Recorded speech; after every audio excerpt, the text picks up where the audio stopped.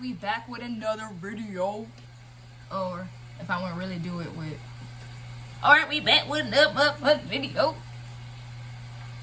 Alright, yeah, that didn't work either. Alright, so today we are talking about 5 signs of high functioning anxiety. Yep, I said it. 5 signs of high functioning anxiety. Because you wanna know what?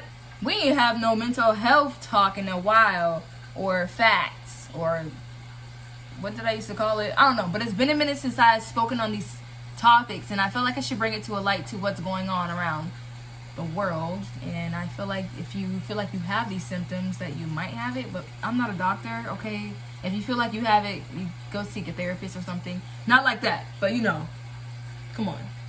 Okay. Anyways, so with high functioning anxiety, there's a lot of signs to it, but I just picked the 5 signs that I saw that like kind of popped out to me, and I'm just like, do I have it? Your girl really don't know. The first symptom or sign that you may have high functioning anxiety would probably be that the fact that you can never sleep. Like, you can sleep, but it's only for a couple hours, and you're constantly thinking about everything. And I mean, that's like a sign for anxiety in general, but it's just like everything. I'm talking about, it's to the point where you have mental exhaustion. Like, you're so tired. Like, it's like mental exhaustion, but you can't sleep. And I can't explain it because I go through it. Like, I'm literally tossing and turning throughout the whole night just thinking about that one detail. And I can't get that one detail out of my head for anything until that one detail is like handled. Does that make sense? So you're just stuck with like tossing and turning the whole night thinking about that one detail or that one person or that one event, but you can't stop thinking about it. Yeah, you might have high functioning anxiety. The second sign that you might have high functioning anxiety will be because you're extremely detailed oriented. And I don't mean like detail oriented like the basic. I'm talking about you're so detail oriented that it leads to agitation. Yeah, you're probably like, what? But with being extremely detail oriented, it leads to just perfectionism to the point like every single detail of everything has to be perfect, and that means your life, that means writing, that means everything, like everything. And it goes to the point where this goes back to just overthinking things. You expect your life to be perfect the way that you see it that it's supposed to be, to the point where that if it's not that way, you will spend up all night thinking about it, and it's kind of tough. Like, you might have high functioning anxiety if you have this problem, and it's okay to seek help. Number 3 of the next sign of high functioning anxiety or symptom would be you can never relax. You constantly feel like you need to be doing something. It doesn't matter what. You just feel like you have to be doing something. And I mean by like, it can be your day off from work and school and you still try to be productive. And that's normal. That's okay. But I'm talking about to the point like, you know you're exhausted. You know you should rest. But you just can't relax. And I totally understand this trait because I have that issue. I mean, it's my day off from work and I am sitting here just like, what can I do? What can I do to be productive? I cannot just sit here. But I'm also very exhausted.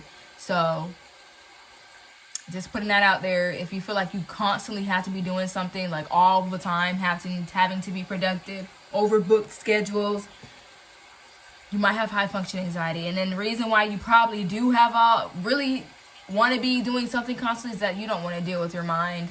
You don't want to sit back and overthink things, because if you're not doing something productive, guess what you're doing? Overthinking everything else and having an anxiety attack. And I totally understand it's okay to be productive to avoid those things, but we also got to figure out a way to, you know, get out of that habit. But we're going to get there. Number 4, control. You always have to be in control of something. You have to have control, because anxiety makes us feel like we're out of control half the time, so we try to focus on things that we might have extreme control over, such as like excessive dieting, or, you know, not just dieting, but like schoolwork or your goals, like excessive. Like, I'm talking about everyone wants to succeed, but people with high functioning anxiety, they go over and beyond. They're probably like overachievers. They want to do what's best for them. And so the best thing they feel like they can control is their career or dieting or exercising or anything that they can control. And that's okay, because I mean, they probably be like the most successful people, but they're they have high functioning anxiety and it's not easy. But I totally understand. And number 5, and this will be the last one that I have, you push yourself beyond your limits. And what I mean that is like, you push yourself to the point where it's overexhaustion, burnout, emotional burnout, mental burnout, burnout in all aspects, and you're still going. And it's just like, you know, it's okay to rest, but you just don't feel like you should rest. You constantly just feel like you have to be doing something. Kind of similar to symptom number 4, but hey, but with this, it's just like, you're exhausted, like physically, mentally, emotionally, spiritually, you're exhausted. Yeah, I said spiritually because you can get to that point. I've been there. It's tough. You feel like people like that are high achievers. They always feel like they have to just be doing something, but it's not just for like themselves. It's for the acceptance of others. And even when you achieve all those things, you still criticize yourself because you feel like you're not ever doing enough. So yeah, those are the 5 signs of high functioning anxiety. And if you resonate with all 5 together, you might have it. But like I said, I'm not a doctor. I'm just here to bring awareness and symptoms and traits of those who have it. That's just a little bunch of what I read on about it. So, I mean, if you have high functioning anxiety and you have been diagnosed with it and you have other symptoms, you can also, you know, comment below about it and state what you feel. Like, say, how do you cope with it? Just give me tips, give everyone tips, and I think that'll help us. I mean, we all are trying to get through this. I know that with this quarantine, coronavirus thing, and I know that it's like probably driving people who do have high functioning anxiety us nuts, because it's just like we can't do much and we're stuck with our own thoughts. But like I said, there are some coping mechanisms to this during this time. You can journal, do something you can control, cook, clean, or start a podcast. I'm starting one. Just do something. I know you always feel like you need to be productive, but also try to see what you can do to relax. I mean, maybe during this time period, it's like a time where God's like, hey, you know, talk to me.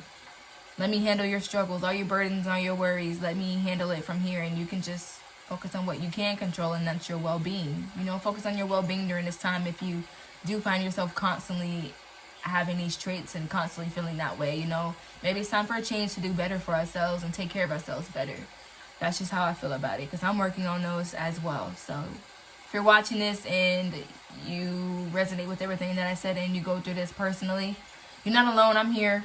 We're all healing one day at a time. You know, if you feel like you are on the path or the road to take to healing and you feel like you've taken a few steps back, that's okay. It's only up from here, and it's only going to get better. You will be the healthiest version of yourself that you ever will be. So just keep moving forward. But that wraps up my video. I hope you enjoyed it. If there's any other mental health disorders that you would like me to speak upon or bring awareness to, I would love to do that. I am working on this. I guess you can call this the revamp of my mental health series. But I just thought I should shed light on that, because it's just like something I should speak out on, because I go through it and I know I'm not the only one.